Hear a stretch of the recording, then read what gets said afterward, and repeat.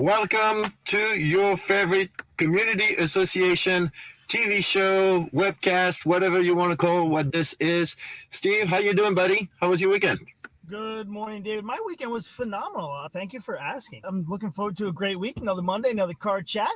And today we have with us a guy who wears a lot of different hats, a guy who has a lot of different jobs all wrapped into one. Today we have Mr. Martin Bahner, and he is from CertaPro of Central and Lower Bucks County. Martin, welcome to the show. Thanks for having us. I really appreciate it. We're a commercial painting contractor that focuses on multiple industries, but we love servicing the HOA and COI industry.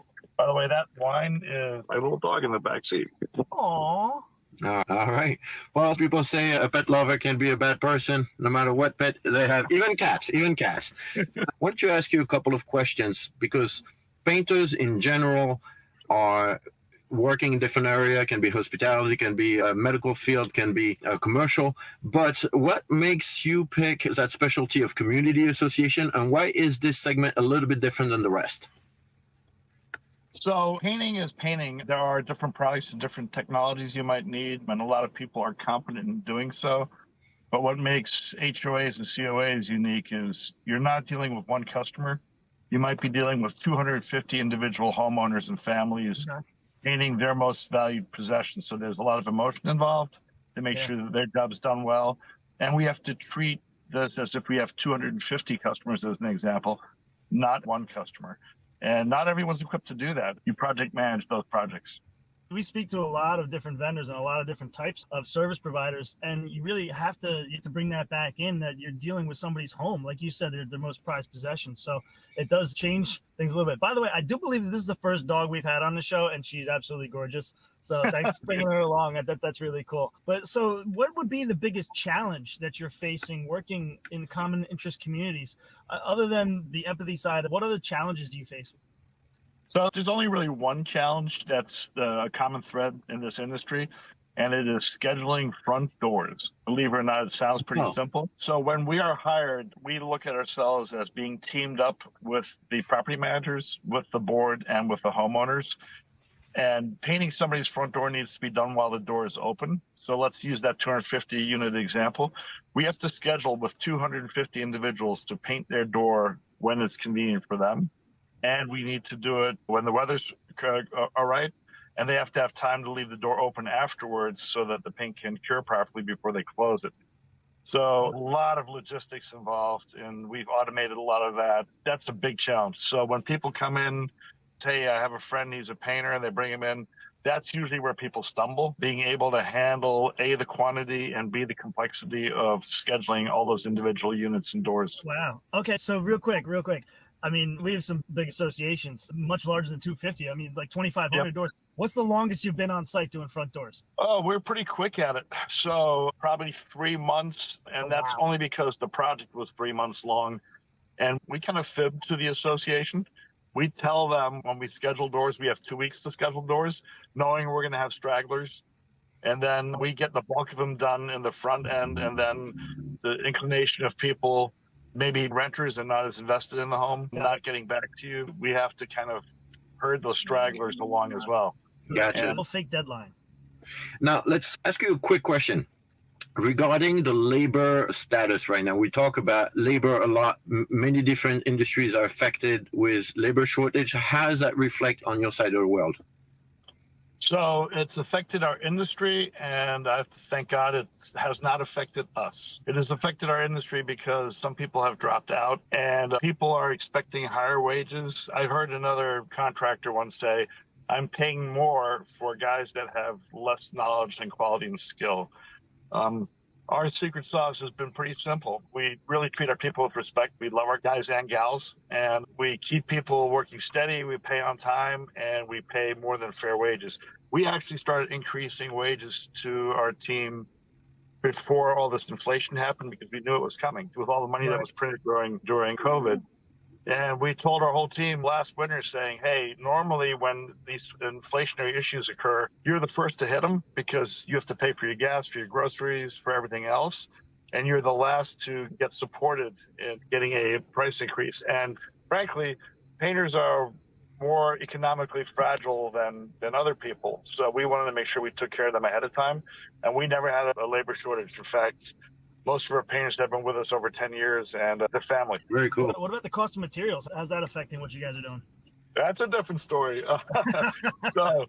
So we don't have any control over that. So when we had control over labor, we just made the conscious decision to cut our margins and pay our teams so that we could keep everyone employed and continue to deliver great service.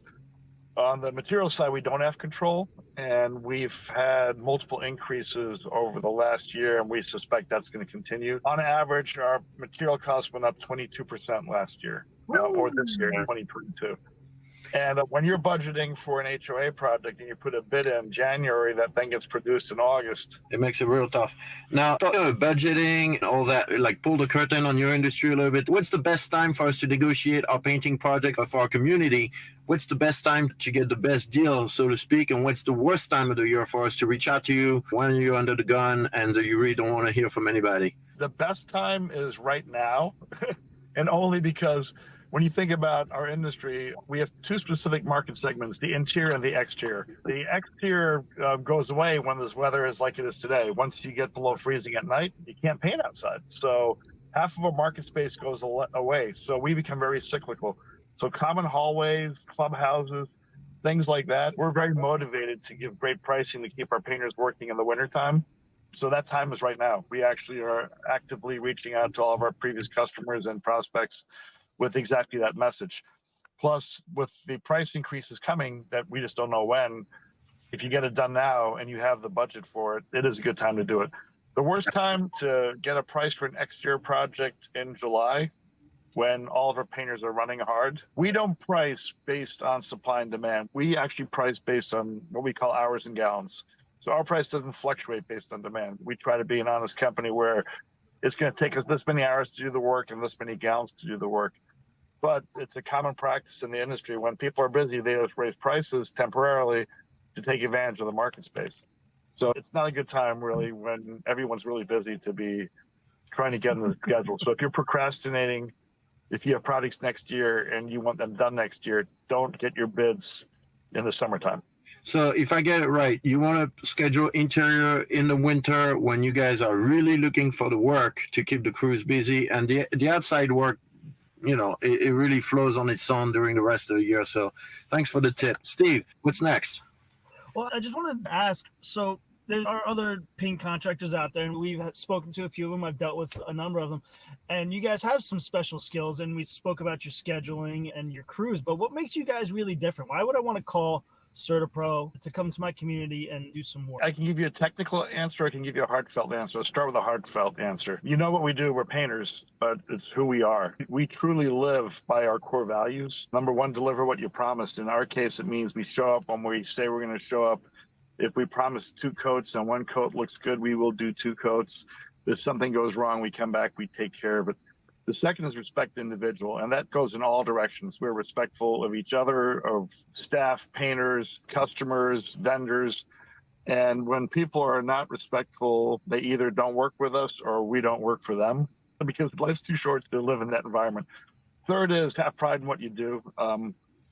The best thing I can do to a painter when they didn't do such a great job is not yell and scream at them when they did something wrong. I can show them an area where there's an issue and say, hey, if your grandma was here right now, would you show her this? And that gets them way more than saying, fix this. And they know what they did wrong. They can fix it on their own at that point.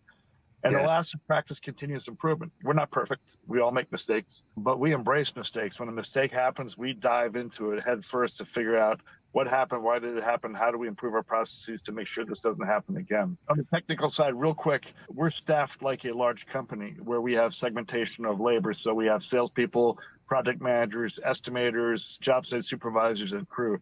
And that makes us somewhat unique in the industry as well. Very cool. Well, I'll close with a fun question. Out of all the painters in the world, which one is your favorite? Oh my gosh, that's not a fair question. I love all of my guys.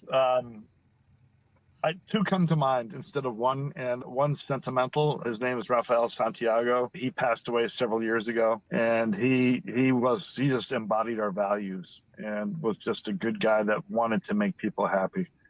If I had to pick one that's currently with us, it would be probably Isaac.